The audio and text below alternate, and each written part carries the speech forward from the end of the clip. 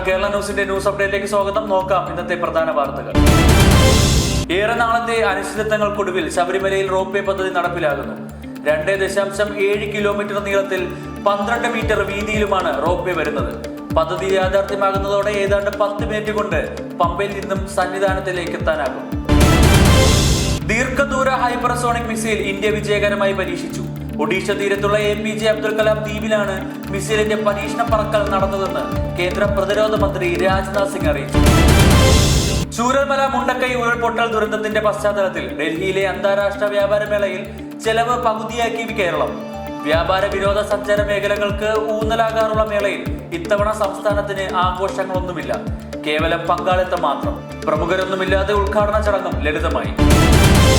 ശബരിമല സന്നിധാനത്തെത്തുന്ന കുഞ്ഞുങ്ങൾക്ക് ദർശനത്തിന് പ്രത്യേക പരിഗണന നൽകും. മുതിർന്ന അയ്യപ്പന്മാർക്കും മാളികപ്പുറങ്ങൾക്കും അംഗപരിമിതർക്കും പ്രത്യേക പരിഗണന ലഭ്യമാണ്. വലിയ നടപ്പന്തലിൽ ഒരു വരിയാണ് ഒഴിച്ചിട്ടിരിക്കുന്നത്. കൂടാതെ 18-ാം പടി കയറി എത്തുമ്പോൾ ഫ്ലൈ ഓവർ വഴിയല്ലാതെ നേരിട്ടും ദർശനത്തിന് അനുമതിയുണ്ട്.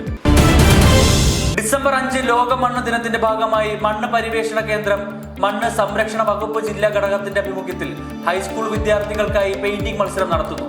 പത്തനംതിട്ട ജനറൽ ആശുപത്രിക്ക് സമീപമുള്ള സെന്റ് മേരീസ് സ്കൂളിൽ നവംബർ 23 രാവിലെ 9:30 മുതൽ 12:30 വരെയാണ് മത്സരം.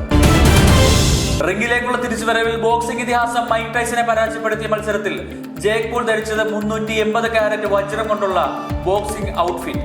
കായിക ചരിത്രത്തിൽ ഏറ്റവും വലിയ വിലപിടിപ്പുള്ള ബോക്സിംഗ് ഗിയർ എന്നാണ് ഇത് വിശേഷിക്കപ്പെടുന്നത്. 8.4 കോടി രൂപയോളം വരുന്ന ബോക്സിംഗ് ഗിയർ ആയിരുന്നു പോൾ ധരിച്ചത്. ഇന്ത്യയുടെ അണ്ടർ-18 വനിതാ ബാസ്കറ്റ്ബോൾ ടീമിൽ 2 മലയാളികൾ. കൊച്ചി സ്റ്റാർട്ടിംഗ് 5 RSG അക്കാദമി അംഗവും എറണാകുളം സെന്റ് തെരേസാസ് കോളേജ് വിദ്യാർത്ഥിയുമായ അമാനന്ദ റോച്ചയും കോട്ടയം സ്വദേശിനി അഹാന ജോർജുമാണ് ഇന്ത്യൻ ടീമിലേക്ക് തിരഞ്ഞെടുക്കപ്പെട്ടത്. കഴിഞ്ഞ ദിവസം ദുബായിൽ സമാപിച്ച എക്സ്പോഷർ ട്രിപ്പ് മത്സരങ്ങളിൽ ഇവർ ഇന്ത്യക്കായി കളിച്ചു. വാർത്തകൾ അവസാനിക്കുന്നില്ല. കൂടുതൽ വാർത്തകളും വിശേഷങ്ങളുമായി നാളെ വീണ്ടും കാണാം. നന്ദി, നമസ്കാരം.